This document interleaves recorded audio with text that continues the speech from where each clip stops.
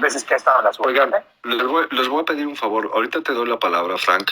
Subí a Pati Chaira, que está entusiasmada con la 4T. Les voy a pedir a todo el mundo muchísimo respeto con Pati. Cierro mi micrófono, porque pidió la palabra y bueno, creo que se trata de darles la palabra.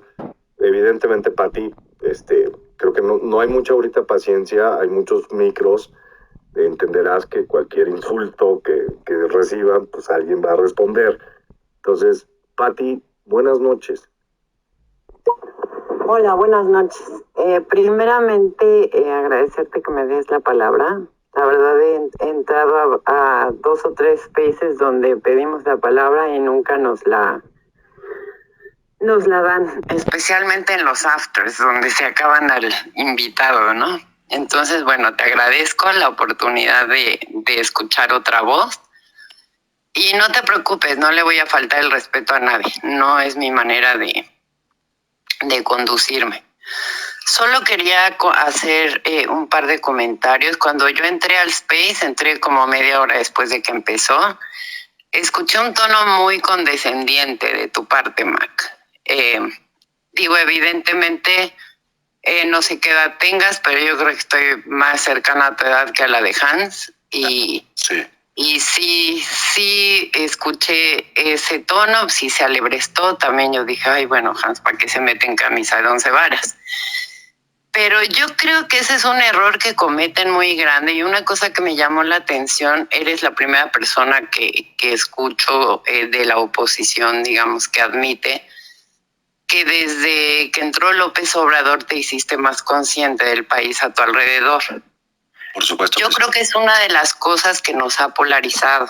No es, siempre dicen que López Obrador polariza, pero yo creo que la sociedad se polariza sola. Y yo creo que diste en un punto clave.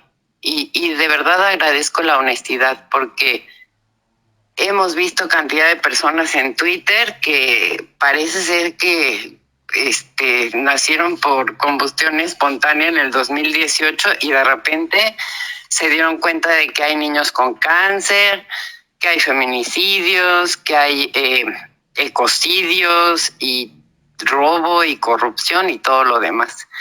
Entonces, una de las cosas que nos enfada muchísimo, preguntaban hace rato, ¿no? De por qué nosotros, ustedes.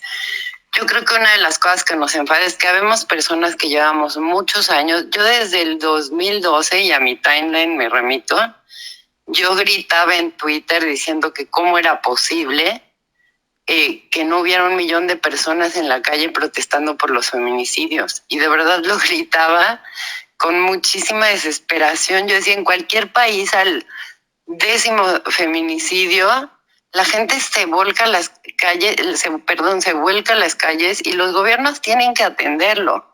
Y había una indiferencia y era cuando pues ya había más gente en Facebook, en Twitter y hasta en redes se notaba, ¿no? Cada vez había más se busca desaparecida y sí había una apatía muy grande de los que hoy son oposición y que hoy gritan muchísimo, porque yo salía a las calles por los feminicidios desde hace muchos años y éramos bien poquitas, la verdad. Y nos gritaban de cosas, nos llegaron a escupir, nos ofendían, desquaceradas, huevonas, pónganse a trabajar. Era algo que siempre nos gritaban en las marchas de protesta. Entonces sí hay una... perdón que me haya apoderado del micrófono, ya me voy a apurar. No, pero ustedes quieren entender nuestra forma de pensar, yo les estoy dando muchas claves.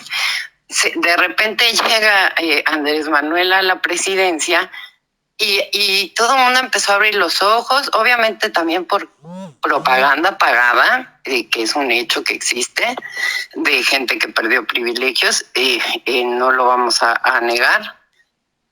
Los medios los dueños de los medios también perdieron bastante ahí y empieza a ver que empiezan a gritar por todo y a señalar todo, cosas que nosotros ya llevábamos 10 años tratando de gritar y no nos hacían caso y hasta nos insultaban. Y entonces sí es molesto y es difícil a veces tomarlos en serio. Y es peligroso porque algunas de las demandas son muy válidas, así como eran válidas hace 10 años, no dejan de ser válidas ahora, pero en ese griterío que han hecho, porque no van a negar que no ha habido críticas al gobierno todos los días, 24 horas al día, desde que lo eligieron. Es más, hubo marchas desde antes de que tomara posesión. Sí. Y es difícil tomar en serio, porque además toman ese papel de condescendencia, de que les chaires no saben nada, les chaires son ridículos, les chaires son tontos, no saben lo que dicen, están fanatizados. Lo que ustedes pueden tomar como fanatismo, hay muchas críticas. Yo en lo personal tengo varias críticas al gobierno, pero no las voy a decir porque hacen tanto ruido que ¿para qué les doy el gusto de agregar, ¿no? Más ruido? A un ruido que les digo, a veces llega a ser muy molesto por el silencio cómplice que hubo antes, que lo grave de ese silencio es que por esa falta de apoyo y por esa falta de ver lo que estaba pasando y por además insultarnos, el país llegó a hundirse al grado que se hundió. Y eso es una realidad que nadie en este espacio podría negar. Podrían tratar de negármela, no, nadie me va a convencer. Si hubieran hecho la cuarta parte del ruido que hacen ahora, el gobierno hubiera tenido que reaccionar. A ver, déjame comentarte un par de cosas, Pati. Por supuesto.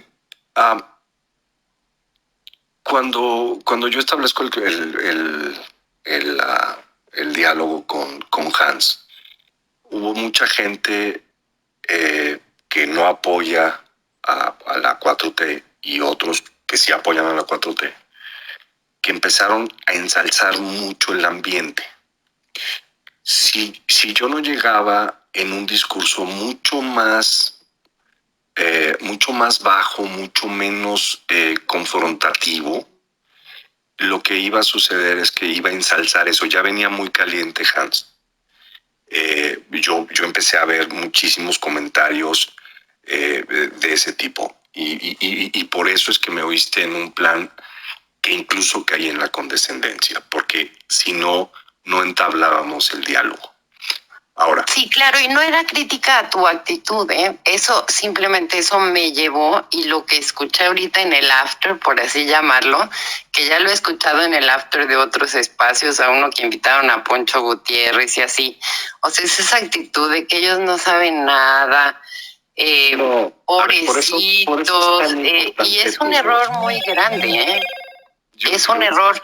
Yo creo que si quieren convencer gente, tendrían que empezar a ponerse en los zapatos de gente que estuvo 10, 20 años antes peleando las cosas, que ahora, les digo, hacen muchísimo ruido, pero en su momento, por ejemplo, ahorita con lo del Tren Maya, ¿dónde estaban cuando las mineras estaban concesionándose todo y se llevan nuestros minerales y dejan terrible los cerros, los ríos, y eso ha contribuido a la delincuencia organizada, porque muchos problemas de la delincuencia organizada en Guerrero fueron las mismas mineras junto con las autoridades locales que contrataron sicarios para cuidarles el territorio. Y hay muchos temas en los que podríamos hablar, y no se trata de decir dónde estaban antes, porque el reclamo realmente detrás de dónde estaban antes era ¿por qué no nos ayudaron antes? O sea, son sociedad civil y nosotros también lo somos, lo seguimos siendo, lo fuimos. ¿Y dónde estaban y por qué no ayudaron antes? Es parte del reclamo. Y eso es... Déjame decir. A mí me gustaría aportar algo. Perdón. Dame chance nomás tantito. Sí. Déjame comentarle algo a Pati. A ver, te voy a hacer una confesión que además lo he hecho públicamente y lo voy a volver a hacer. Mucha gente no le gusta este comentario que voy a hacer. Lo que hoy está sucediendo en el país es responsabilidad de todos, por acción o por inacción. todos somos responsables. Aquí no se trata de un gobierno de un lado, del otro. Se trata de lo que yo como persona hice o dejé de hacer. Yo entiendo perfectamente bien tu enojo, Pati, pero déjame darte una analogía, por favor. Haz de cuenta que tú estás marchando y llevas 3 horas marchando. Si yo me uno a tu marcha, ¿me vas a sacar? ¿O me vas a dar la bienvenida para decir qué bueno que ya te diste cuenta, vamos a levantar la voz? Porque sí, está bien, si es tu marcha, tú la llevas haciendo 3 horas antes que yo, está bien, o sea, sí, estoy llegando tarde, pero mi voz es tan importante como la tuya. Y hoy sigue pasando eso, Pati. Hoy sigue pasando los 10 homicidios diarios, de los feminicidios. Pues sí. Y te juro por Dios, o sea, estamos viviendo un tiempo de cambio muy duro. O sea, yo he tenido que romper todo mi tema machista, lo he tenido que romper en las últimas épocas, y no por López, no por López, sino por un tema de cómo está cambiando el mundo. Y he tenido que volver a aprender, y hoy ya me duele, ¿sí? Hoy ya me duele el tema del feminicidio. Yo ya me pongo muy loco con ese tema.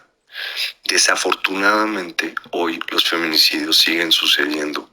Y Pati, yo te diría, no te bajes de la lucha.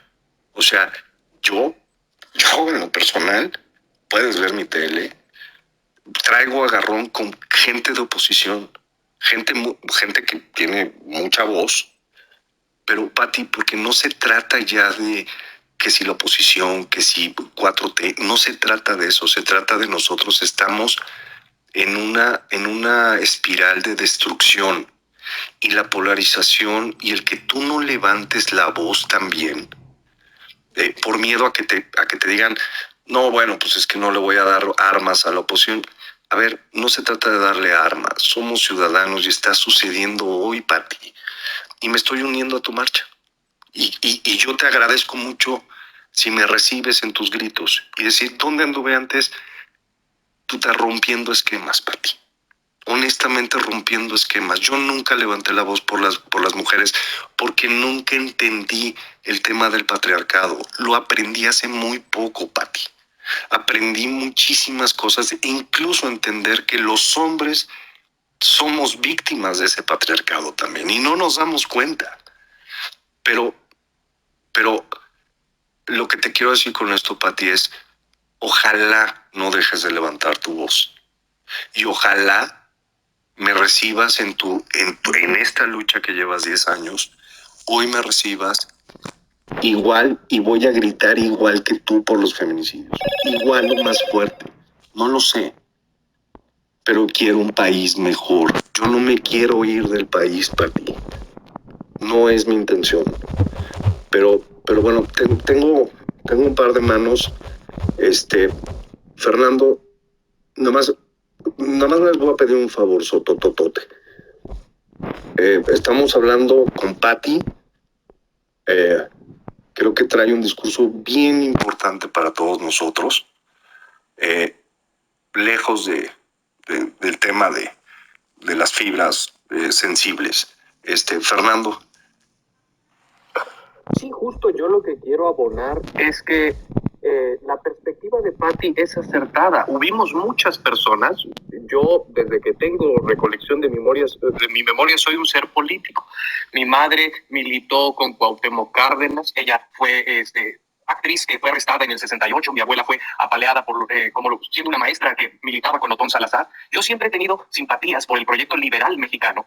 Y justo ahorita parte de lo que me lleva a hacer esta oposición o disidencia es que el proyecto que se encumbró no tiene nada que ver con lo que se había estado trabajando en conjunto de Otón Salazar, Eberto Castillo, el propio Cuauhtémoc Cárdenas, como un proyecto de alternancia, donde se pasara del presidencialismo y de las estructuras gubernamentales inamovibles a una participación ciudadana y a una apertura mayor. donde se acabara este juego corrupto, donde las autoridades y sus nichos de poder tuvieran el control de las instituciones y a contentillo decidieran quiénes eran los ciudadanos meritorios de los beneficios, siempre encumbrando a sus amigos oligarcas o a las hegemonías que se heredaban el poder generación tras generación, que todavía sigue sucediendo en los estados y que no ha variado con Morena. O sea, lo que nos tendría que tener enardecidos a los que votamos por este proyecto es que fue una falacia de alternancia insultante, porque nos regresó al presidencialismo que había muerto con Miguel de la Madrid tras la ineficiencia de la respuesta en el terremoto del 85, donde la sociedad por fin despertó y dijo, a lo mejor nosotros nos tenemos que hacer cargo de nosotros mismos y no podemos depender de una figura única y mesiánica. Y esa traición a ese proyecto de alternancia, a este abanderamiento para nuevamente encumbrar la autocracia, es algo que nos perjudica a todos y que estamos nublados en el fanatismo, porque no hay otra forma de describirlo, lamentablemente, a pensar que lo que perjudica al colectivo nos perjudica a todos a futuro, porque como bien dice Mac, los políticos son transitorios, su reinado acaba, el partido hegemónico se puede perpetuar unos 70 años, igual que el PRI, y la gente puede vivir obnubilada, pero en algún momento va a tener que despertar porque la realidad lo rebasa. Entonces, justo esta apertura en estos espacios es para que haya una pluralidad de voces. Ya vemos algunos que cometimos el error de votar por esta administración, dándole la oportunidad de que por fin se concretara un proyecto de alternancia para ser absolutamente traicionados. Yo estoy más vociferante que nunca porque yo voté este gobierno y me siento responsable. Y precisamente por eso no me callo. Y muchas veces estaré comulgando con personas que antes critiqué terriblemente, con expresidentes con los que fui devastador. Pero ahora, en el péndulo político, ellos tienen la razón porque ahora la crítica es mucho más fácil que la acción.